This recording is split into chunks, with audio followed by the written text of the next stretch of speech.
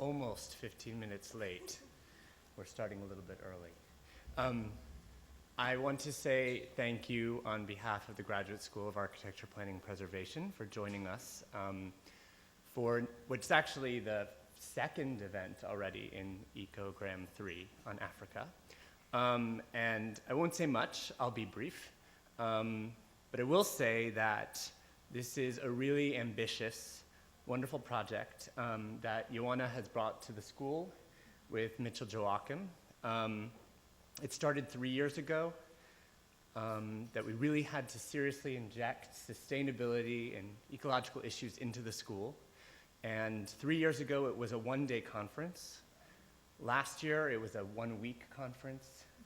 And this year, there are events spanning 2 weeks with 2 other collaborating organizations involved with us, including our friends at the Alliance Française, the French Institute, who have introduced us to people who we never knew we'd meet before. It's wonderful. And our friends at the Committee on Global Thought at Columbia University. And so I will just say that it is on behalf of the dean and on behalf of the school, we are so indebted and grateful to Ioanna, who teaches both here and in Parsons, and she should get some sort of frequent flyer miles for the subway rides back and forth that she's done. But I hope you will join us over the next few weeks, or 2 weeks, and enjoy. And anything you do miss, I want to remind everyone, we do record everything, and it's on our website under GSAPP on iTunes. So enjoy. Thank you, Ben. Could I have the first image, please? And maybe turn the lights down a little. So first of all, I'd like to thank the Dean, Mark Wigley, for hosting and supporting this ongoing event since 2008. On behalf of my colleague, who I collaborated with for the 2 previous ECOGRAMs, Mitch Joachim and myself. Tonight's event has different venues and several partners and co-presenters. I'd like to just welcome them briefly, and then I'll make 4 points and hand over to Faustin. First of all, we're very excited and honored to welcome the Alliance Française, the French Institute, FIAF, co-hosting this evening, for including us in their wonderful Crossing the Line Festival. I'm hoping to have an image any moment, which is a platform for artists from both sides of the Atlantic whose powerful practices and ideas offer us critical reflections on the world we inhabit. This year, there's a specific focus on the artist's role as a critically important thinker and catalyst for social change.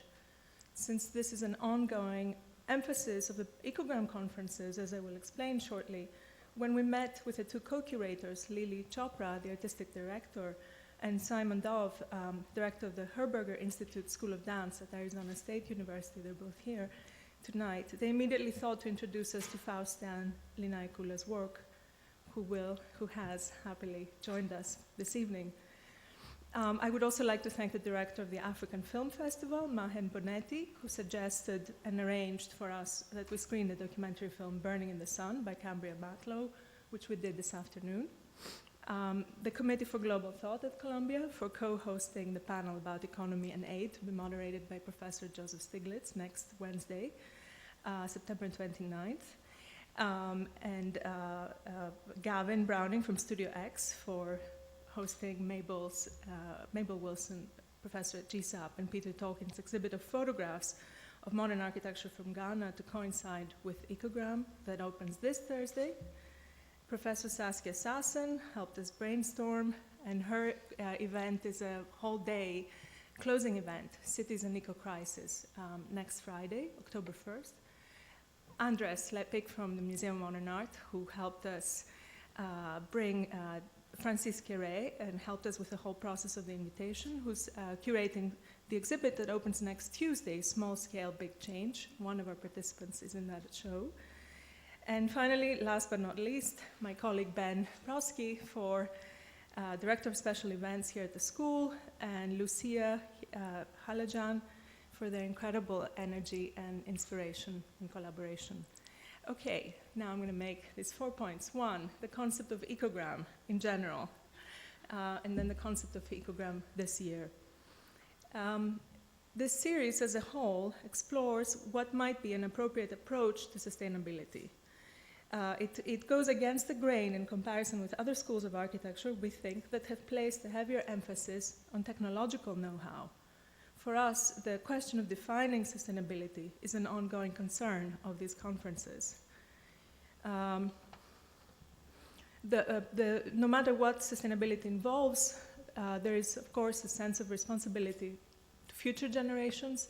The question is, what form will that take? What are the forms of responsibility that one can identify specifically for this year in relation to Africa? If ecology is about planetary housekeeping, as our Dean Mark Wigley once wrote, what can it tell us about home, the place where we actually live? We in the North have for a very long time neglected, been terrible housekeepers to the South. This conference is motivated by the challenge of how we may improve that. And I will explain. Ecology is also about interdependency.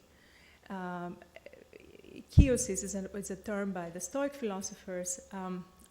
Thinking about this conference, the idea that humans belong to a sense of, it's about a sense of community and about a sense of awareness of others. So part of the project of this conference is to broaden our sense of familiarity with the other, which isn't this what education is about? Certainly architectural education, since architecture is entirely linked with global social, political forces, and of course economic and environmental ones. We hope to teach the students how to become global citizens and be attentive to the needs of others. Finally, Africa. Why Africa? We all know that the demands of anthropogenic activities are putting on the world's ecosystems, are putting the world's ecosystems under stress. This is much more acute in the global south, and particularly in Africa. Dr. Wangari Maathai, Nobel Peace Prize winner from 2004, has put it this way, and I quote, "Africa is the continent that will be hit the hardest by climate change. Unpredictable rains and floods, prolonged drought, subsequent crop failure, rapid desertification, among other signs of global warming, have in fact already begun to change the face of Africa," end quote. Africa is, of course, an entire continent in terms of language and culture, the world's most diverse, the cradle of mankind, where humans first evolved. It possesses a history stretching back to 5 millennia to some of the world's earliest ancient civilizations. The conference is not meant to essentialize or claim that we can talk about it in a simple kind of overgeneralized way. But at the same time, we feel that it's a vast part of the world that we know very little about, especially in the field of architecture. Why don't we know more about modern architecture in Africa? Why is our knowledge up to the vernacular, but no more? One could say, then, that this conference is long overdue. And Mabel's project in Peters on Thursday is starting to address this, hopefully. So the goal of this year's ECOGRAM is to see sustainability through the lens of the global south, and particularly Africa.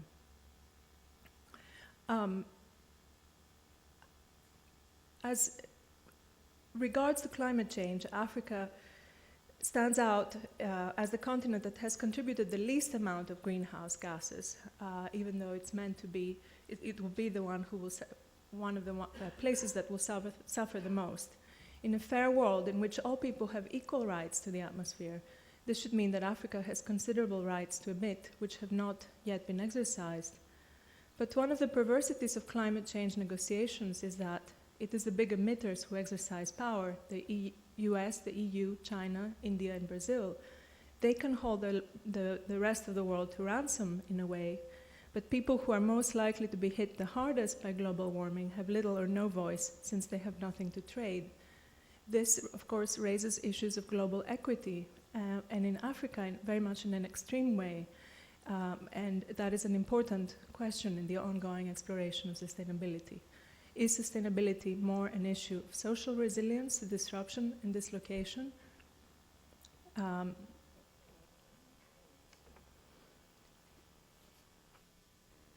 tonight's event is looking at artistic production in Africa. So on the one hand, Africa is a place that has suffered and predicted to suffer more as a result of climate change. On the other, there's reason for optimism given the rapid development of places like Ghana, as we will see with Mabel's show, and it's something we would like to understand a little better with this year's conference. We also want to understand how the question of sustainability will change, what will happen to the definition of sustainability as a result of looking at this work. When we met with Faustin and his partner Virginie last February, we were incredibly moved by his description of his work in creating spaces that he calls invention boxes, not yet realized, in his place of origin, the Democratic Republic of Congo, in a small community called Kisangani, where he says that he sees them as places where they can search, doubt, and have performances. And we thought that this is very much starting to show a way of a kind of social sustainability, an idea of a social sustainability that we wanted to feature here. So, in a way, perhaps we could say that Faustin's, that the Congo maybe is at the heart of the African experience, as it's both one of the richest countries, especially in terms of national resources, and one of the bloodiest in terms of modern history and political instability. So how do you make art and culture in that context, and what does it do? What are its goals? So we want to situate that exploration tonight, and to understand, first of all, Faustin's cultural project that actually includes architecture and building. And then after Faustin talks to us a little bit about his work, I will introduce our other two very distinguished participants, Professor Okwui Enwezor and Professor Mamadou Diouf, who will engage in a discussion about some of these issues. So with that, let me introduce, here we see the Crossing the Line Festival. I recommend that you try to go see some of these events, especially,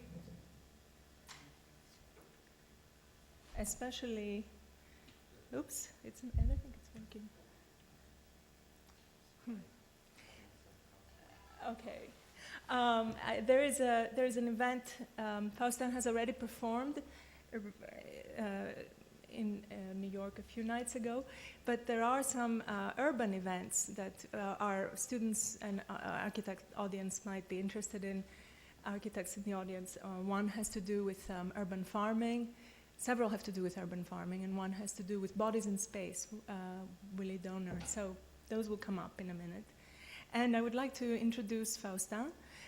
Dancer and choreographer, Faustin Linyekula, lives and works in Kisangani, Northeast Democratic Republic of Congo, former Zaire, former independent state of Congo, former Belgian Congo. He teaches in Africa, Europe, Vienna, Brussels, Cork, Lisbon, and in the United States. He has lived in Europe for a long time, but then, as I understand from your text, at some point in 2005, you were visiting the US during Hurricane Katrina, right? And at that point, you decided to move back. You had a dream. Perhaps you'll talk to us about it. Move back to the Congo and see how you can actually make a difference to art and culture there. So perhaps with that, I leave you, Faustin. Please welcome Faustin Linyekula. And I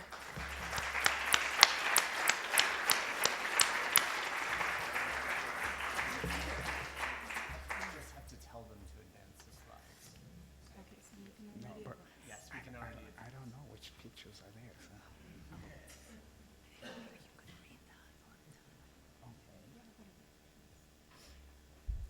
Hello, everyone. My name is Faustin Linyekula.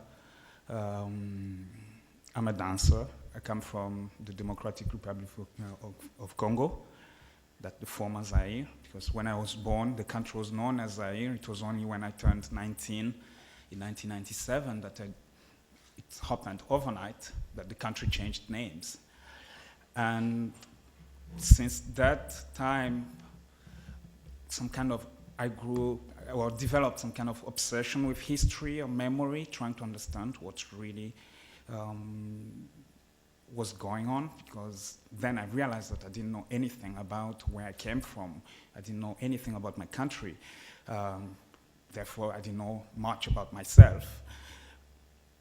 And with that, I came to realize one thing, that besides the form you could call dance or theater or video, because I work with all those elements, maybe ultimately the best way to call myself would be to say I'm a storyteller.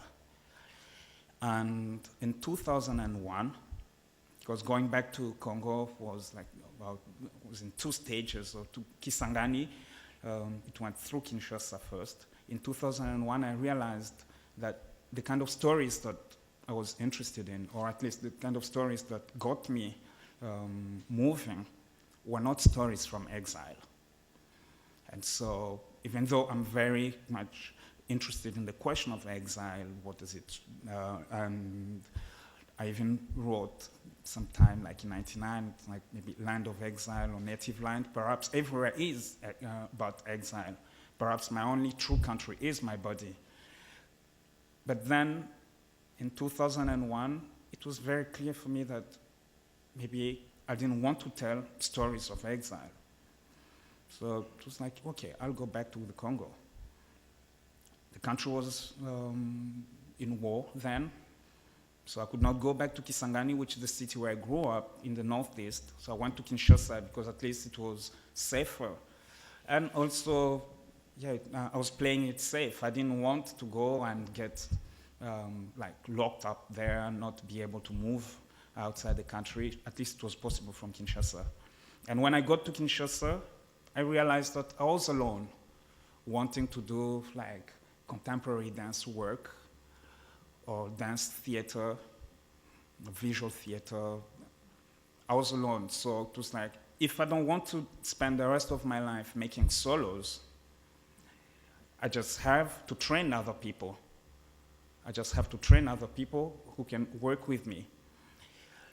And therefore, I started this project that we called Studios Kabako. We didn't have even a 10 by 10 meter room, but nonetheless, we said we have studios, we have many of them. Because then, the most important thing for me was to talk of these studios and as a mental space, or mental spaces, because things are so rough, socially and economically, politically. It's like a dead end. And for most people, not only young people, it's like there is only one solution, it's to leave the country. It will be definitely better. That's what, when you're there, you believe in, but once you find yourself in Paris or London or Brussels, you realize that it's not exactly paradise as we're dreaming of there. So for me, going back to the Congo and beginning a project, it was very clear that I didn't want to just create a company where I'll do my work in my own corner and that's it. So it's like, we'll make studios, mental spaces that we need to open here, to say to ourselves that, hey, it's possible. It's possible to be here, to dream from here, to dream about possibilities from here. Because one of the main problems for us down there is that whenever there's a problem, we turn to the outside. It's either NGOs or the IMF or World Bank, wherever, And so that's why I talk of ourselves as being in colonial states, because legitimacy comes from outside. But how can we be here and imagine things for ourselves? You may wonder if that's dance or if that's contemporary African dance. To me, it was not the most important thing. Like, how do you call one's attempt to carve out spaces of dreams? Because we need to dream in the middle of a hopeless situation. I know that around and inside me, my heritage is primarily ruins. But how can I continue doing something there? And so the Studio Kabako's project began as this space where I can meet people who want to do dance. I'd give workshops and see what would happen. But from the very beginning, it was very clear that it would not be healthy, mentally healthy, for me to be the only one teaching there. And because I had a network of friends in Europe, I started inviting them. Because again, I grew up in a dictatorship, in a single thinking system. And so there was this risk that if I was the only one doing this kind of work there, I would become another Mobutu. And that's definitely not something that I dream of.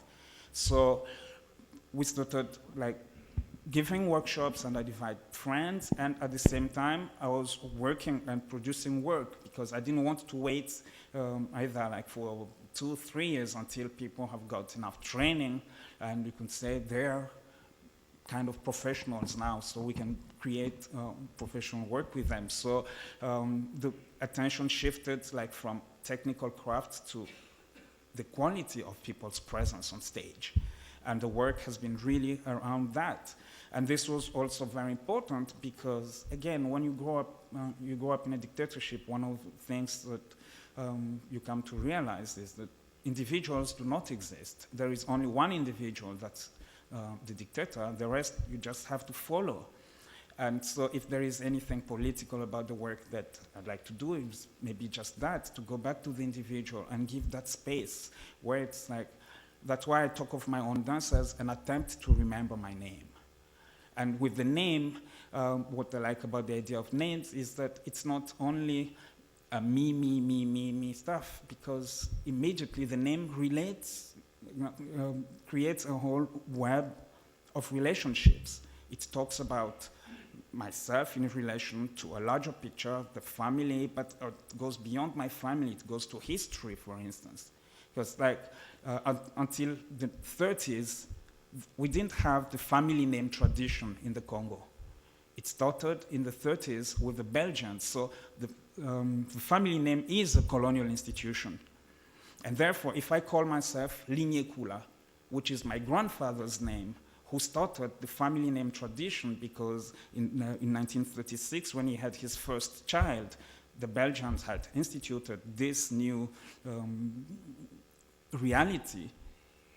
Immediately, I'm talking about myself, but I'm talking also about history.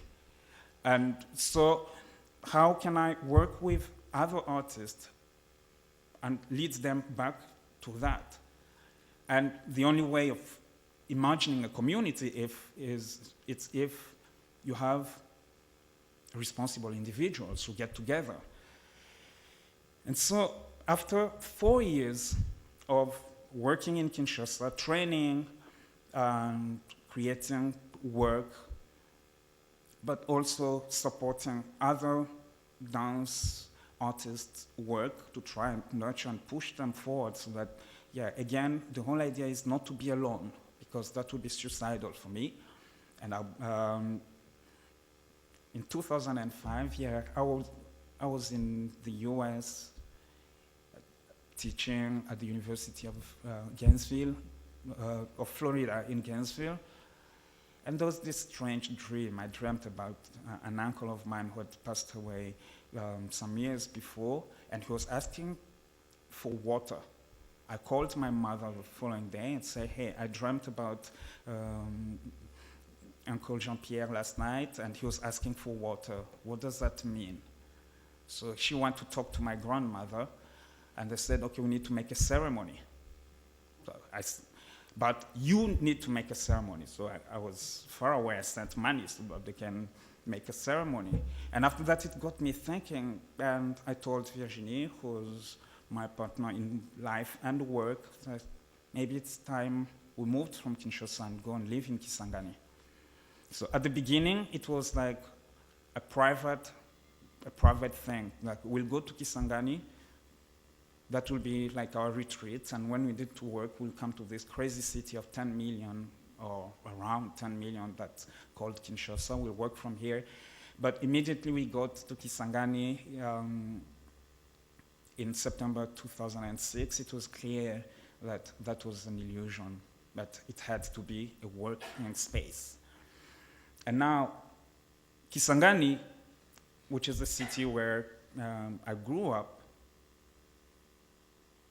when I was growing up there, I never dreamt of being an artist. You don't dream of such things there, because maybe today it's possible, but then it was like just not possible. You dream of a job that your mother would be proud of, being a doctor, a lawyer.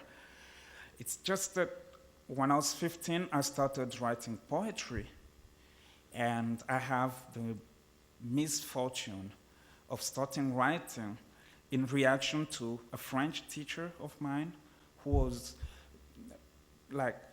believed that the ultimate development for any literary career for an African person is the negritude movement. And so it was like, okay, I don't want to be in the negritude thing. So immediately you start writing, you're 15, but like with the consciousness, awareness of a history of literature, a history of intellectual thought. But when I went back there in 2006, in the city where, even though I could never dream of becoming an artist, but I was dreaming of becoming a professor somewhere. And writing was like the thing I would do in the evenings. And when we were 15, 16, we were dreaming of changing African literature. At least that. Very pretentious indeed. But if you're not pretentious when you're 15, then nothing can never happen. But when I went back in 2006, I made a piece around the idea of returning home after 13 years. Where are my friends? The city is in ruins because the war had been through there. But the most important ruins were not the physical ones, but it was in people's heads. And in the piece, there was a 14-minute video where I just interviewed a lot of people, young and not so young, asking them only one question: what's your dream? And to hear like a 20-year-old saying, what's the point of dreaming here anyway? Maybe tomorrow there'll be another war. So my only dream now is to try and go to the bush, get some diamond, make some quick money, and have fun. It's like, okay. If I'm wherever I am today, it's because I dreamt and it was in this city. What can I do here? So the Studio Kabako's project, which at the beginning was like just, we have these mental spaces. Suddenly it was like, hey, for these mental spaces to exist, we need to have physical spaces. And so came the idea that we should set up an art center, an art space. Then thinking about what is it that we'll do in this art center, it was like, okay, it has to be a lab for artists. It has to be a place where we can show work, so a venue, but it also has to be a space where we are in a dialogue with the city. What does it mean to be, or to call myself an artist in a context like that one? What difference does it make, if at all it should make any difference? What does it mean to be a citizen? And so, while thinking about that, I met an architect. She is German, but she lives in Vienna. She's called Barbara Müller.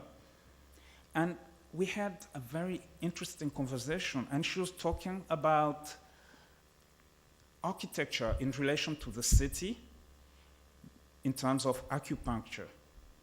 She said that architecture for her should serve it should be like acupuncture points, and it's in the relationship between these points that it starts getting some energy traveling across the body or across the city. So then it was like, oh, maybe this is what we should do. So we decided to make our life really complicated and say we'll not create not one center, but 3. So one will be dedicated to, it will be the artist lab, another one will be the public venue for showing work, and the third will be the space where we are in dialogue with the city. And this should be in 3 different parts of the city. And so started looking around. This is like a map, a Google Earth picture of the city of Kisangani. Kisangani literally means, it's from Swahili, it means on the island. And as you can see, you have the Congo River in the south. In the north, you have another big river, Chopo, and they meet somewhere here in the west. And the city is in the middle. But the city is on both sides of the Congo River. And down south is the most populated part of the city. You have like a quarter of the population living there, between 200 and 250,000, because it's approximately a city of 1 million. We don't know exactly because the last census was in 1984. So 26 years later, many of us have died, but many more have been born, so, but approximately 1 million. But this part in the south, on the left bank of the Congo River, is like the most abandoned district in the city. Politicians only go there when you have elections, because you know that if the people of Lubunga give you their vote, you'll be one of the 5 members of parliament representing Kisangani in the city of Kinshasa in the National Assembly. And so, I don't know, does this magics? So we said that we should have in this district, which is like the most neglected part of the city, the center where we'll be in a dialogue with the city. It's like the city talking to itself from its weakest limb, really.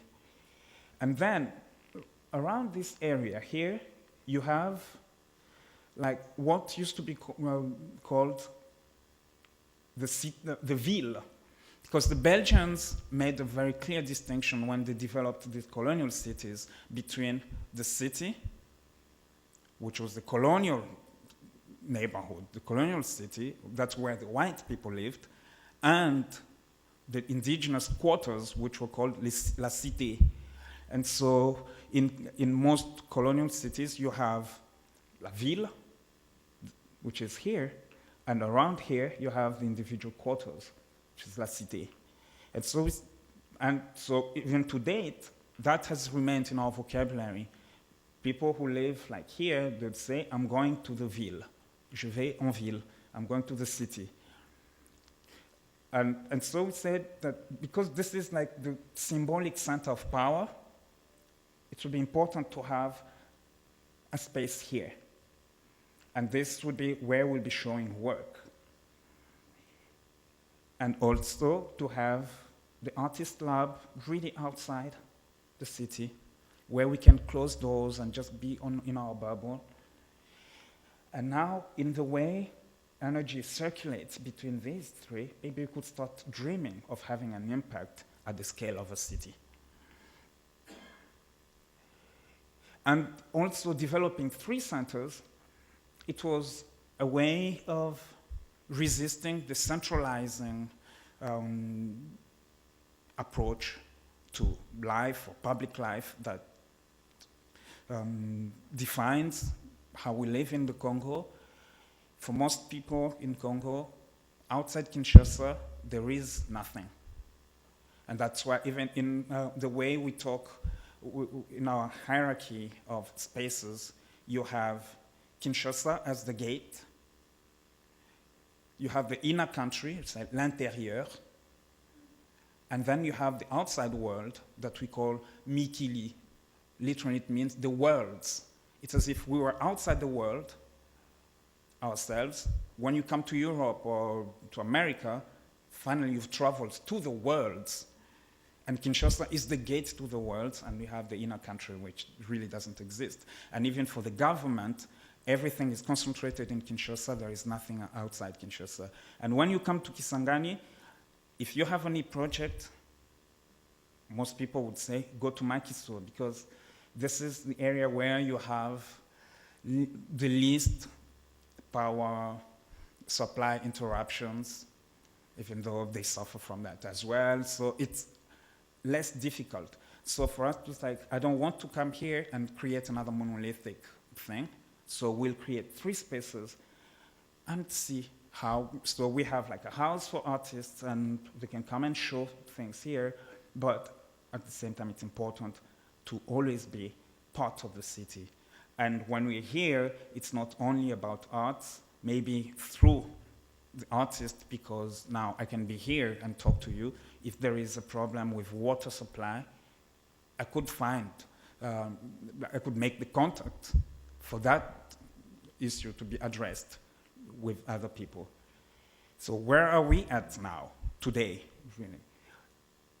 We bought a first piece of land here with the Studio Kabako's money. It's like, I would say that 90% of our money comes from touring and co-production. We do receive like some support for some projects every now and then, maybe to pay for air tickets to go to a festival, but 90% of our money is our own money. And so we bought a first piece of land here, but already there is a legal issue, so it's in court, because the neighbors, which is a soccer club, claims that it's part of their land as well. So we should know in the coming months if it's our land or not, even though the guy we bought it from had all the official papers. But I came to understand that it doesn't mean anything, really. Having all papers doesn't mean anything. Then we bought a second piece of land here. And this is where we started the architectural process with Barbara Mueller. And we just broke the ground like 2 weeks ago. Right now, we are developing, building the foundations. And yeah, it should be completed this week if it doesn't rain too much, because there's a lot of rain right now, and people just cannot work sometimes for 2 days. Everything is stopped. And here, the idea is to build a recording studio, because it's not only about dance or theater. Because one of the things that I realized when I went back to Kisangani was that the music, especially rap music scene, was like the last art scene that was still alive in the city. It's developed during the war, and so for me it was clear that I had to work with them somehow. And so a recording studio was really in order. But we have so many stories to tell that it started working with young people who were interested in video. We bought video equipment, so we should also have a video production, post-production lab, of course, dance and theater spaces. So like here, it will be like the multimedia recording and video space. Here, the dance and theater studios, administrative block. And because the land is fairly big, it's like 4,200 square meters. How is that in feet or square feet, whatever. 4,200 square meters. So we'd have these 4 blocks here with 8 apartments, so we can have artists, who'd come and live and work there as well, with that as a communal space. So right now, what we're digging foundations for, it's like for the first block here, to have the recording and video space, plus there's the communal space, which should serve in the beginning as an office. And then we'll see what will be other phases of our development.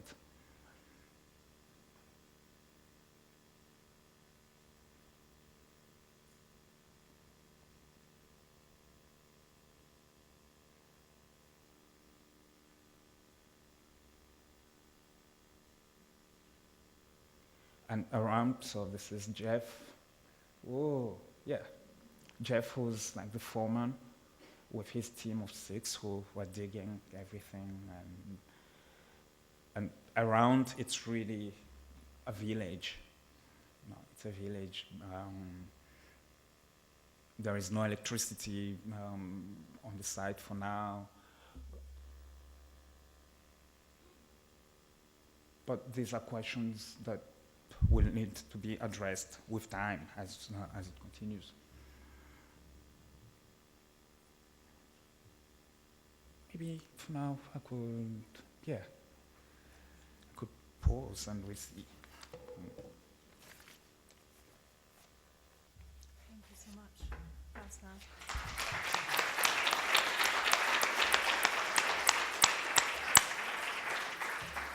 I would like to introduce Professor Okwui Enwezor. We're very honored to have him here tonight. He's a Nigerian-born American art critic and curator. He was the artistic director of Documenta 11 exhibition in Germany in 1998 and 2002, and the 7th Gwangju Biennale in South Korea, 2008. He has curated numerous exhibitions in some of the most distinguished museums around the world, including Archive Fever, uses of the document in contemporary art, which perhaps some of you may have probably know. The Short Century, Independence and Liberation Movements in Africa, 1945 to 94. Has collaborated with various museums in Munich, Berlin, Museum of Contemporary Art of Chicago, PS1, Museum of Modern Art, New York, Tate Modern, London, etc. His writings have appeared in numerous journals, catalogs, books, and magazines, and he is also the editor of a 4-volume publication of Documenta 11 called Platforms, Democracy Unrealized, Experiments with Truth, Transitional Justice and the Processes of Truth and Reconciliation, Creolite and Creolization, and Under Siege for African Cities, Freetown, Johannesburg, Kinshasa, and Lagos. We are very, very honored to have Professor Enwezor join us tonight.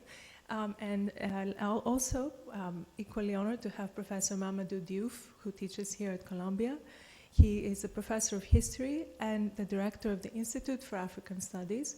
He is a member of the Committee on Global Thought, Columbia University. He's a professor, he leads the Columbia's Institute of African Studies and at the School of International and Public Affairs. He has taught in his native Senegal, and guest lectured in many European and American universities. He's also a member of the editorial board of several professional journals, including the Journal of African History, and his research interests include urban, political, social, and intellectual history in colonial and post-colonial Africa. Please welcome Professor Okwui Enwezor and Mamadou Diouf to come and talk with Faustin.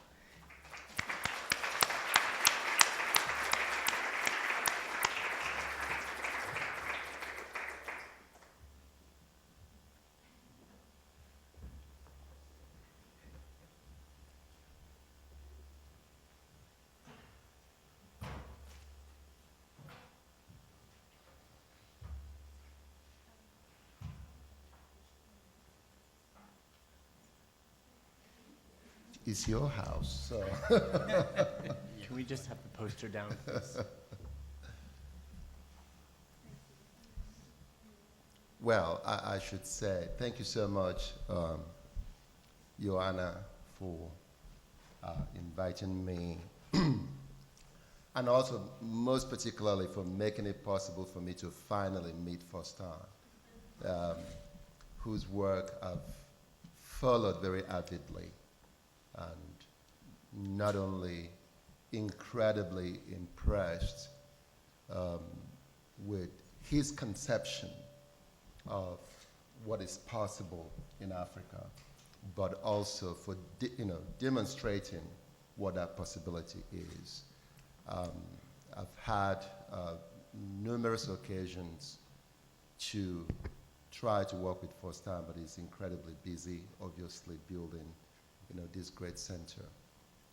Well, I think the whole program of ECOGRAM is a very interesting one, and especially with the focus on Africa. And I think I don't want to sort of to begin this with any critique but I think the focus on Africa and sustainability and development seems to me in many ways to really has a number of contradictions in them, this connection between sustainability, development, and Africa. And that those contradictions are contradictions that many of us have had to wrestle with for decades. And it seems, particularly now, that it's impossible to reconcile those different tensions insofar as Africa is concerned. And I think that Faustin's work very clearly demonstrates an opportunity for a new topography, if you will, of the African urban space, socio-political space, cultural space, and economic space. So I would like to really, my response obviously to this particular event, short of really not having very much to say beyond this incredible presentation that Faustin has made, is really to think about where to locate Faustin's project. And it seems to me that one place to locate it is what I see as prevalent as a new movement currently taking shape not only in Africa, but in those parts of the world that one can now call the off-center, and that is the development of civic imagination. That Faustin's work, insofar as the city of Kisangani is concerned, is not just simply an art project, but how artists and different sorts of producers create new zones of production that really goes beyond the way in which public life had been ordered by the state or controlled, or these spaces of legitimization and legitimacy that comes from NGOs, but rather the attempt to build new civic structures that are not just simply mediating zones between the elsewhere and over here, but creating new, centers that then locates what the imagination of the African situation could be. And obviously, Faustin began with this notion of a kind of empty space, so to speak. He didn't quite put it that way. How to work in a place where there is seemingly nothing. With whom do you work? And how do you create a complex enough cultural ecology to make what you're going to do possible? And it strikes me that this question is not only a question for Faustin, but a question for intellectuals, artists, producers, and organizations and institutions in African cities, particularly in the context of the collapse of civic and institutional structures in the structural adjustment program period. I'd say Africans have a very wonderful way of taking acronyms and really lending those acronyms of very, very succinct, powerful description, because structural adjustment programs had become SAP. Now, SAP literally means to basically to sap you of energy, to destroy, to, in a sense, to render hollow any attempt to construct any kind of complex space. So SAP, I think it's perhaps possible to talk about this context in the context of SAP, not the context of structural adjustment program, and to understand how artists and intellectuals have tried to cope with this process of deracination, because it is in the attempt to cope with deracination that one refuses to be an exile. And I think this is really one point. The second point is to connect Faustin's civic project with the project of other African artists, because this was a question that was starkly very clear for a group of 8 artists in Dakar with Facette. And these were artists who, contemporary artists whose trajectories constantly took them to Europe, took them to those spaces of legitimization, those spaces of legitimation and legitimization and so on. And at some point in the late 90s, this group of artists asked themselves the question, how can they respond to the critical context in which they were working, in which their work would not necessarily be to serve the global contemporary art market? So they developed a new project which was predicated on an exchange, on a transfer of knowledge between those who lived in La Ville and those who lived in La Cité. I think it's very important, this distinction that Faustin has constructed for us between those spaces of authority and power, La Ville and La Cité. And I think it's important because I just came back from South Africa, where that, distinction is so starkly, clear in the apartheid regime, where the African city is a city that is deeply marked by this racial violence and political violence. So how do you make this connection between those who live in the city, the colonial city, and those who live on the outskirts?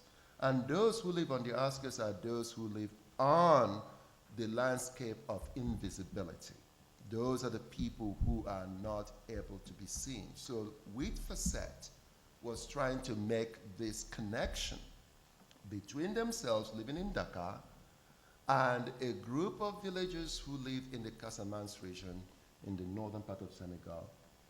And the goal was not to take up the developmentalism of NGOs in which you go to where you consider to be middle of nowhere, you put a source of running water in the center of some place, and villagers will travel 3 miles in all directions to come and collect the water.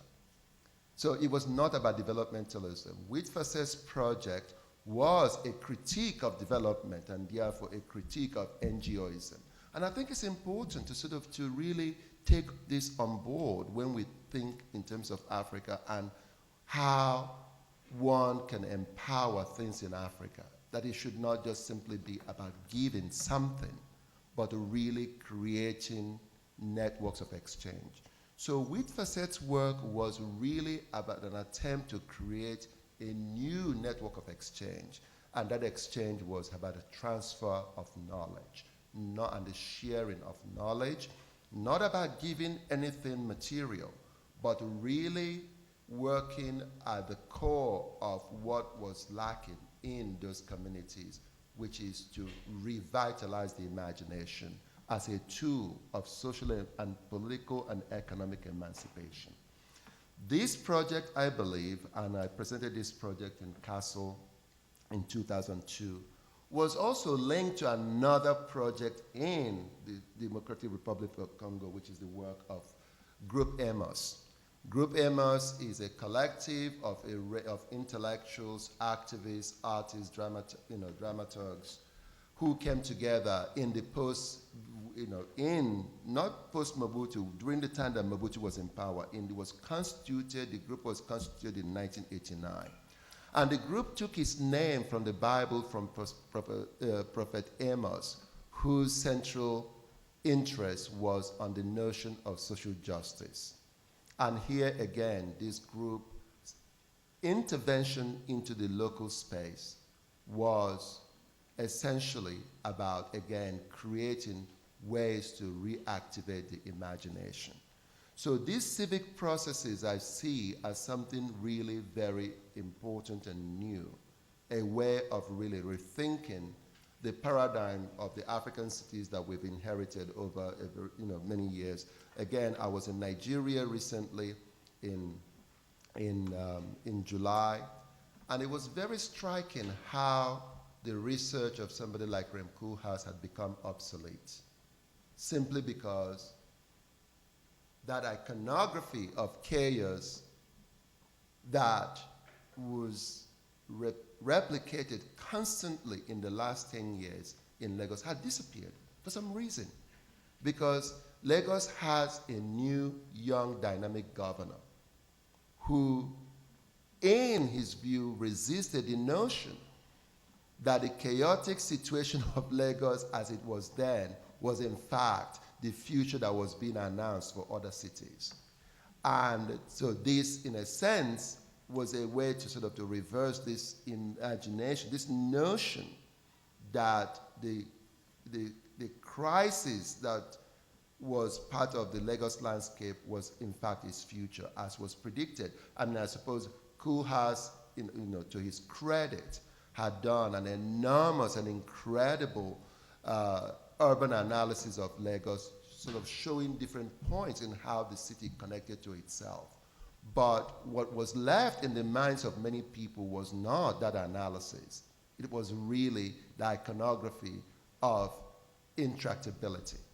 And being in Lagos to see what was really going on, how new civic developments were connecting different parts of the city, again, brought up this question of how to think Africa today beyond sustainability, beyond developmentalism. I will leave it here so perhaps maybe Mamadou's talk can help us link up with other possibilities of what is happening in different parts of Africa. Thank you. I would like first to thank the graduate school for inviting me to participate in this discussion and for giving me the opportunity to meet Faustin. I have read Faustin's work and, from a perspective which is a perspective of a historian, and a historian interested in understanding these new processes, the way in which cities in particular since independence have been imagined and reimagined by not only institutions, the state on one hand, but also by artists and by city dwellers. And one thing which comes back in any discussion about African cities these last at least 20 years is a discussion about a crisis of governance, a crisis of governability, but also a crisis around infrastructure and around the control of the space. And all over Africa, the control of garbage. Dirt is one of the key issues, not only for inhabitants, but also for artists. And I think Faustin has precisely talked about that, and the location of these free spaces they are imagining and trying to build is a space to understand actually how the city, Kisangani in this case, but you can take Dakar, you can take Lagos, how these cities breathe, and precisely how could they be imagined and an imagination from the present. And one of the first shift, which is important, and he indicated it, is the shift from an imagination of the city, which are a literary centralized imagination. The city should display the identity of the new regime, the new nationalist regime, to a city which is imagined visually, which is painted, which is more and more taken over by its own inhabitants. And one of the first effects, Faustin has talked about, you have talked about, is city became a fragmented space. We moved from a centralized city showcasing the project of the new nationalist class to a city which is a city of neighborhoods, and neighborhoods taking over by the residents of a neighborhood. And in many of the African situations, in particular after the structural adjustment moment or during the structural adjustment moment, where basically the state retreated from very specific space to control the la ville, the population were in a position to take over and reinvent actually not only the space, and it's where the discussion about development and sustainability becomes an interesting discussion, because the tension which many of these cities are experiencing for these last 20 years are a tension between what we social sustainability on one hand and the issue of governability. Who should govern the city? Who should define the identity, in particular for cultural identity of the city? And what are the actors which are actually fighting to control the city is one of the important issues, where artists and intellectuals are more and more and playing a more important role, at least in these last 10 years, by first redefining ways in which a citizenship should be exercised. And one aspect which seems to be very, very important is really the role in which art and artists are playing in reinventing new form of citizenship. But the new languages which are also projected in the space and reconfiguring the space in which people are operating. And one aspect which for me is important in looking at the work of Faustin is the tension between history and memory. History, which is in many of these African situations, the history of the state, and the state becoming a historian without the resources in many cases. 10 years after independence, states and ruling classes are no longer in a position actually to trace the direction the society should head towards, which is of integration. What we are living, as I was saying, is a fragmentation. And this fragmentation is providing new narratives. If I take the case I know better, the case of Senegal, and the case of Dakar, at this moment, the most important moment of crisis, which is the late 80s and early 90s, where you have a kind of revolt of the youth in Dakar, protesting against the mounting pile of garbage all over the city, but deciding actually to clean up the city and using the dirt in the city as a metaphor for actually the corruption of the state. What we really experience is the rediscovery of a memory which is the memory of the past against the nationalist memory. And the process is not only a process of renaming the streets, but it's also a process of embellishing the city. Not only cleaning it up, but embellishing it and taking it over and producing literally a new language and producing a new memory. And for a historian like me, what is really interesting is precisely the new cultures and new modes of governance, that are emerging through the process.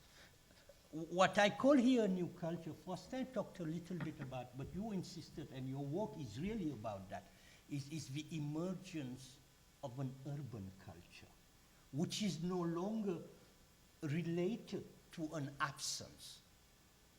The rural culture, which is supposedly the authentic culture of an African.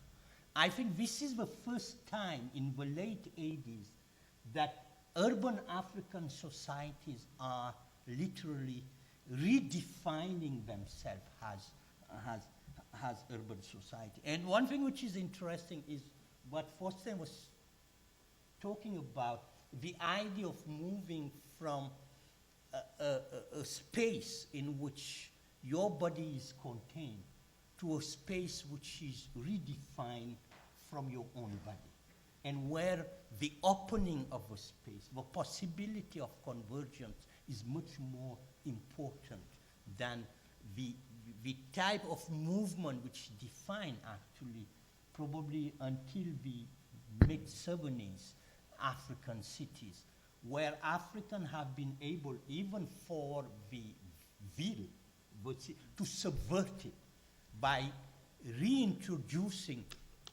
their own ethnic and religious allegiances into a city which was trying, in some cases, to contain them in its outskirts. And what shows it very clearly, if you read African novels, the city is the dangerous space. It's where the African is losing her values, is also losing his own identity. And what is interesting in project like Faustin's project is precisely not only the reappropriation of these rural resources and the recycling into urban objects, but also the appropriation of the colonial traces in the city and their uses in a different way. But depending on the regions we are considering, reactions are different. I was really interested by Faustin's talk about a world outside the world of the African, which is, and this is his project in comparison to the project you talk, a project of reappropriation of a space which has been experiencing crisis for so long, and bloody crisis. And in West Africa, where, West African societies have been part of a larger world, since the Atlantic slave trade, actually, where looking,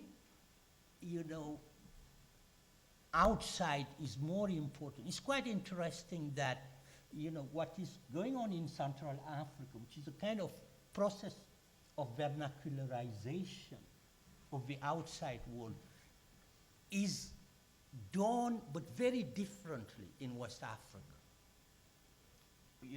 Young rappers, Senegalese rappers are saying, differently to what Faustin was insisting, that Dakar and New York, that Paris and New York are suburbs of Dakar.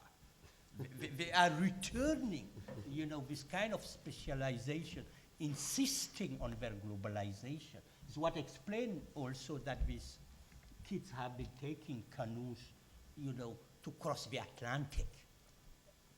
Many of them drowning, which shows, I think, this very interesting way of reimagining the past to invent new histories. And in the case of Dakar, this reimagining lasted less than 5 years. 1988, you have, a storm, flooding, the city which was, smelling, you cannot imagine, with flies all over, a crisis with Mauritania and a lot of killings of Mauritanian in Senegal and Senegalese in Mauritania. And suddenly, overnight, thousands of young people deciding to clean up the city and to paint the city, wall painting all over the city. And new history is being told and new narrative painted all over. And as a historian, is what I was invented in. I began working on this reimagining, I call it reimagining of the city, when I began seeing, on the walls, references, historical references. And I try to understand where were the references coming from? What does it relate to a space which is a colonial and post-colonial state, which had a memory, which was what I call a technocratic memory, a memory of its infrastructure, what we are calling. How do you actually infuse a kind of soul in a city without a soul? And as I say, it lasted no more than 5 years, but it's reinvented a new culture, not only a painting culture. Again, in relation to what you were saying about negritude, this is a painting which was a reaction against Senghor's fine art understanding of the pictorial revolution in Senegal. But it's also a reinvention of a new music. Before rap, it what Senegalese were calling Vambalax, which is a music which is celebrating the body. And this is also one of the most important rupture in the way in which Senegalese men and women began actually performing their body in the city and occupying bodily the city. And this music, which is a music for dance and dancing, becomes very, very important. And again, probably one of the most important success of Senegal today is precisely around music and dance. And the inventivity about dance in Senegal is something which is unbelievable because precisely of this rediscovery, the rediscovery of a body. And this is for the first time, these years between 1990 and 2000, that for the first time, the body of a man is displayed on a wall and portrayed as a beautiful body. It's the body of a wrestler, which funnily adopted as a nickname, Tyson. But he's interesting, and I will conclude that he was interesting because he represented an idea of the outside, what you were talking.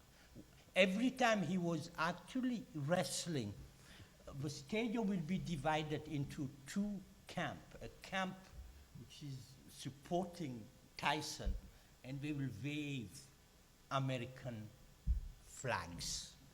And the other camp, which is the Senegalese one, people waving Senegalese flags, which shows precisely the tension, which is defining today many of those African cities. And the fact that today different groups in different fragments of the city are not necessarily reinventing the city as such, but are reinventing new neighborhood with a new language, which is the language which is attaching them to both the local and the global. Thank you.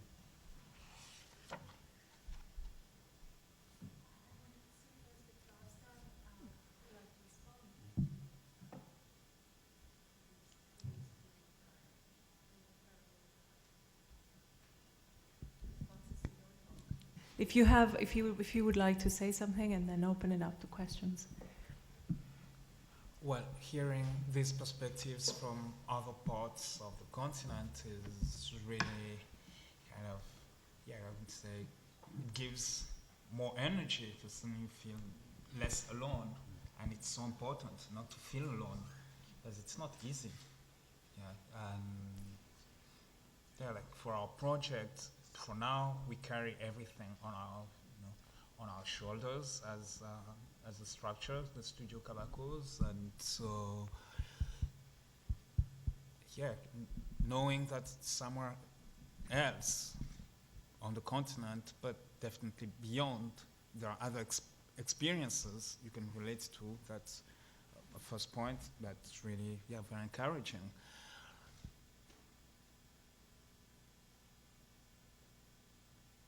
Maybe I just want to read something here. This is a text from 2005, I think. I was invited to teach in Cork in Ireland, and just before that, I wrote a text, and somewhere there it was like, how do I walk to myself, to my people, when my blood is on fire and my history in ruins? One possible answer, I said it earlier on, land of exile or native land, perhaps everywhere, is but exile. Perhaps my only true country is my body. I'll thus survive like a song that's never been written. Another possible answer, now that we've met in this space, comrade, let's stop for a while and sit side by side. I'll tell you my name and sing my national anthem or whatever I remember of it, and you'll tell me yours. Then we'll go our separate ways, leaving behind a fragile scent, our presences like shadows in dust. Is this dance? Is this art? Is this contemporary African dance? How will I know if this is art? Do you call art one's attempt to resist to the cycle of destruction by planting seeds of beauty, seeds of dreams in a hopeless context? What then when this resistance is written in one's body, the body as the last shield for freedom? Okay, now I'm going round and round the same circles. I feel confused and lost. I guess I have to shut up now. Enough of this futility, contemporary African art, my foot. In any case, I don't give a damn about Africa. Whenever I write, it's strictly for myself, for a few friends, and to appease the course of time. That's a quote from George Louis Borges. My time. Why the hell should I care about Africa? My portion of Africa doesn't care about me. Years of war, raped women, epidemics, millions killed. That's my legacy for my fathers. At best, I'm left with some energy to survive on my heap of ruins. Independent State of Congo, Democratic Republic of Congo, Republic of Zaire, King Leopold II, Mobutu, Lumumba. Well, fine, if Africa doesn't give a damn. All that matters is whether my grandmother cares. For I know how strange an animal contemporary creation is. The question is, how can I create a sense of identification with such a weird medium? Could she, my grandmother, ever say after seeing my dance, well, I don't understand anything, and yet I recognize it? So my dance will be an attempt to cock up spaces of encounters.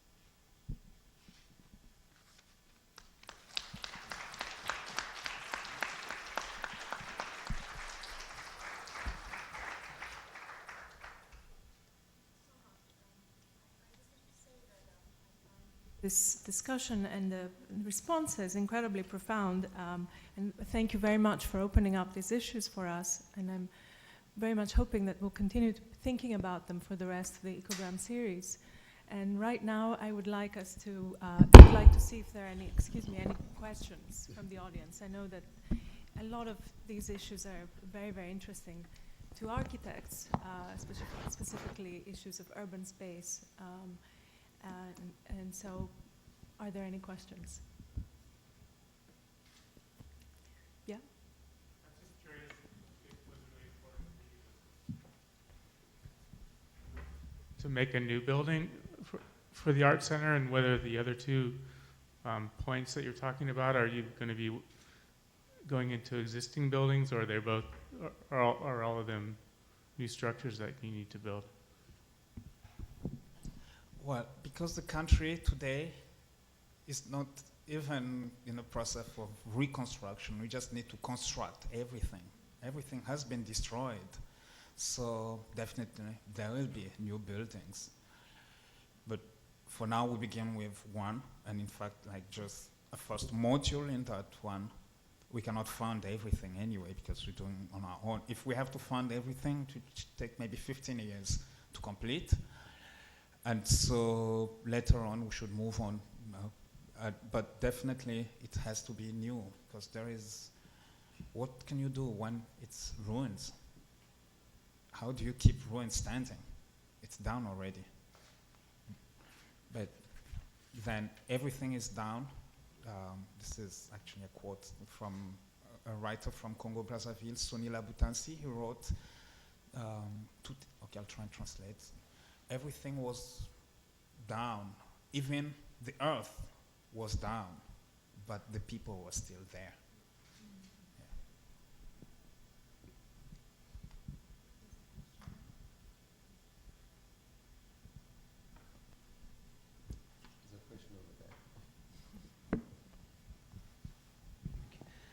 I would like to ask a more dance-related question, if I may. I saw your beautiful performance with Raymond Hogue the other night. It's called Sans Titre. And I was wondering if you could say, Faustin, a few words about how that work connects to the concerns you've been talking about here. Well, this work by German choreographer Raymond Hogue, I collaborated in the work as a performer, relates to my own work and my own concerns, and in that Raymond's work is known, at least now it's being shown in the US, but for the past 15 or 20 years in Europe, this is work that has been dealing with the question of memory and history, and how do you deal with those questions, and how do you find the strength to continue with your life from wherever you are. But what I find interesting about Raymond's response to those questions is that it's the sense of openness that his work brings forward. And so you have this really, so it goes, it's like a space for entering into silence. And the spaces that we're trying to create in the Congo, maybe because, Kinshasa or even Kisangani, it's a very noisy space. I have a friend who wrote that we are really afraid of silence because maybe so many ghosts come up. So we need to make as much noise as possible because we don't want to face our ghosts. And yet I think that if we can be able to look into ourselves and build with our fears, that could be a way forward. And so the work with Raymond reminds me of the necessity for those spaces for silence and for stillness, which for a dancer could sound from the onset like paradoxical. How do you aim for stillness when you're a dancer? But maybe that's like the ultimate dance. So that's at a very intimate level, but also that can translate in the work as we're approaching it there. Thank you. Could I just make just a very quick comment, which relates to Faustin's center and the attempt to sort of to locate the center in 3 different places. And I suppose, and following up with what Mamadou also said, that this really is an attempt, a demand for complication in terms of how we think about the African city. Because on the one hand, I think, the city-making initiatives oftentimes really focus exclusively on infrastructure and not, in terms of Africa today, what we deal with are deficits but not in terms of the cellular relationships that continuously need to be emphasized because of the constant ruptures of violence that have made cities, really not about city making, but about nation making. Because to think about African cities is really to think about national forms, not about urban forms. And this is particularly important when we remember that if we counteract the notion of la ville and la cité, the native quarter, which is la cité, the place that Fanon describes where, the natives live, and la ville, where all the garbage disappear into the the garbage boxes. So when we really think about this, the reason why cities become centers of contestation for the national form, I think it's important to sort of to take this up, because this design, this spreading out of the three locations seems to me to be one way, not just simply to remake the city, but really to create a conduit for different forms of national negotiation. And in a place like the Congo, Democratic Republic of Congo, which has been really embroiled in decades of internecine warfare of different grades, ethnic warfare, neighborhood warfare, all of that. This conception of the three locations, for me, suddenly, it's just a flash of something that is really quite important, that it takes a leap over the ways in which we think the urban, that is here is the national that is being imagined. And it's really quite amazing to me, especially if you paid attention to, so just like in France today, the expulsion of the Roma is not about the city, it's about the nation. It's about the national body. So this notion of the city that is embodied in the work of Faustin is something that is really quite powerful. One way to sort of to think about it, because it's one thing that can never be dispossessed. You can dispossess a physical space, but the embodied, space can never be dispossessed unless, it's a body, that gets killed. So I just wanted to make, this connection between the national form and the urban form and the constitution of these linkages in the three centers. And maybe just in relation to the body, as I'm listening to you talk, one thing that looking through the history of my country, but history in general, one thing that I'm beginning to realize is that it can be studied under the prism of how the violence against the body evolves, different forms of violence against the body. And in a country like that one, where even though it's called Democratic Republic, speech doesn't exactly circulate in the public space, therefore leaving all this huge space for rumors, because that's the only discourse that can exist. The bodies begin to play an incredible role in trying to define, new spaces of freedom, new ways of saying what words cannot say. And therefore, as a dancer, that's really an interesting locus of exploration. One last question, Ben says. Mabel? Oh. Hi. I just had a question. You were speaking before about how whenever there was a problem in Congo, that the people would look externally for solving that problem, whether it was IMF or World Bank or something like that. I guess my question is somehow, how do you envision architecture and dance, whether separately or together in parallel, that they would take or provide whether it's a platform or a route where somehow the people of Congo can kind of internalize and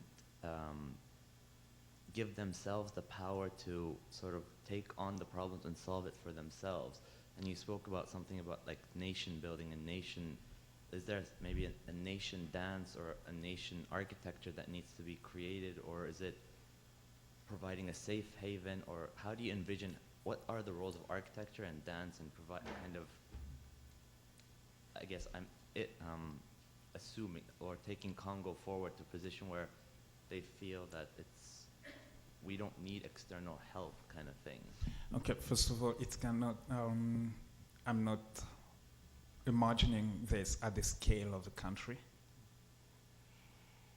but we're talking of a smaller scale, which is that of a city. And inside that city, and this is something that, like when I look at the history of independence movements in Africa in general, it was not the mass. You had a handful of people who started to understand what was going on, and they could lead other people to some places. So what you're seeing, today, I'm hoping that these spaces in Kisangani could provide would be like a space where new ways of thinking oneself as a leader could emerge. And if you have 2-3 people who can continue this, that's already a force. But it's at that scale, and maybe it will take 100 years to start thinking, but then I'll not be there to see. Thank you. We will take one last question from Mabel Wilson.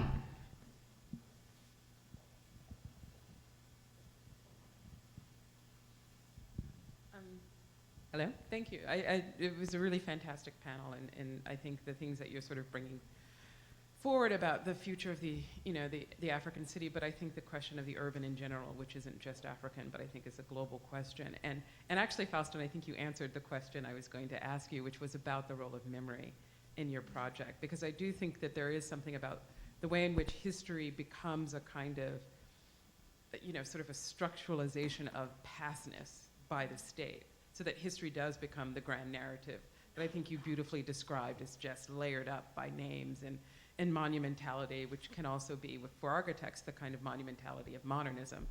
And I'm wondering, in what ways does memory begin to operate both within space and then perhaps between those 3 points that you mark on the map? How do bodies move between those 3 places? How does the city start to merge out of the ability to kind of move between those 3 axes that then perhaps become habit and everyday experience, and then memory, and perhaps knowledge that then is passed on?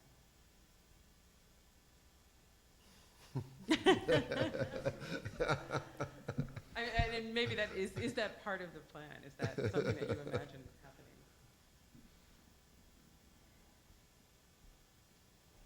See, during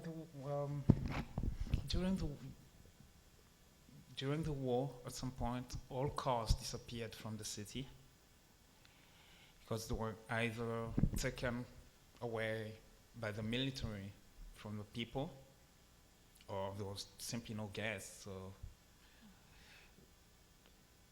and then people remembered that bicycles were very sustainable means of transportation, no pollution whatsoever. And so they were transporting everything. And so human bodies and goods, everything, on bicycles. And we call them tolika. You translate literally by let's move on. But then the tolikist or as we call them. They call themselves, they call one another combattants, the fighters. I think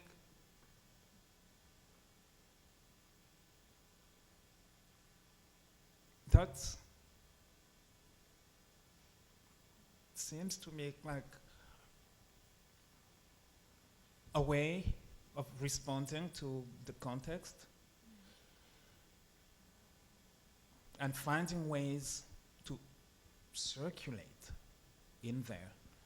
Like right now, we're not waiting, for instance, for these centers to exist to begin occupying that city. So, like in 2007, I received this award from the Dutch royal family. It was 100,000 euros from the Prince Claus Fund. So decided that 70% of that money should go into acquiring equipment, sound, lights, and video equipment, so that we can start doing stuff there. And so, like now, we rent a house in the middle of the ville, where we have our offices, storage spaces, but also recording studio. But then we stage events in the city. And like around the 50th anniversary of Congo's independence, we organized an event which we called 3 Days for 50 Years. And it was like a way for us to revisit historical important spaces in the city, to take our bodies there, stage events, free events, because the people of Kisangani pay me differently anyway. I make my money outside Congo. They feed me differently, so that's the only thing to show appreciation, is to stage free events. And by the simple fact of like organizing a very important event on the left bank, where nobody goes. And this was like the first time there was such an event. It was in the ruins of the railway station, and it was broadcast live on a new local TV station. People, it's like, no, this cannot be Lubunga, because the neighborhood is called Lubunga. This cannot be Lubunga. This is definitely something from Kinshasa. And then people are calling this station. It's like, is this really Lubunga? It's like, yes. And so getting people from the right bank to go to the left bank and see that, hey, something interesting can happen also on this side. Because when you're by the river and you look to the left bank at night, it's dark. There is no electricity there. There is electricity on the other side. So that's like already a way of beginning to occupy physically and to get some bodies to crisscross and move and meet. When will that take us? I don't know. I think one interesting aspect is that the state is no longer controlling the space. And in some cases, the state is not interested at all. On one hand, on the other, people are investing this quote-unquote liberated space and producing their own narrative. I think is why what Faustin is doing is important, is the opening of space and the possibility for people to produce their own narrative. And such narrative are against the meta-narrative. Again, to take a case of Senegal, the old president of Senegal just inaugurated this huge, crazy, monument of the African Renaissance, $70 million. Which is completely crazy. The man looked like a Korean or a Russian. The woman looked like a French woman, and you ask yourself, what does it mean? But it's precisely what is happening. That they no longer, this president does not have a space for a narrative which is acceptable for the population. What does it mean? It means something which is simple. The imagining of a nation of the 60s was a unitary and authoritarian imagination. The new one is why the multiplication of spaces is so important, is a pluralistic imagination. And we have to rediscover a history which is not necessarily a history of convergence, but a history of conflict and negotiation, and keep negotiating that. Is today one of the lessons we are learning from artists which are trying to understand and participate really in the creation of what we were calling this new civic imagination. I think this might be a good place to end. I wanted to thank our participants, maybe end with a final sort of note or thought that I had by listening to you, thinking about the Faustin's incredible, in a way, artistic kind of generosity, and what can that, is there some model there that we as architects can use? And perhaps think about that there could be new practices that might not hold development and sustainability completely aside, but that they might start to kind of overlap in new and interesting ways. And I think that may be a thought that we keep now for, that opened up tonight, but for the rest of the conference. Thank you again for incredible presentations and discussion, and see you Thursday at Studio X. Thank you very much.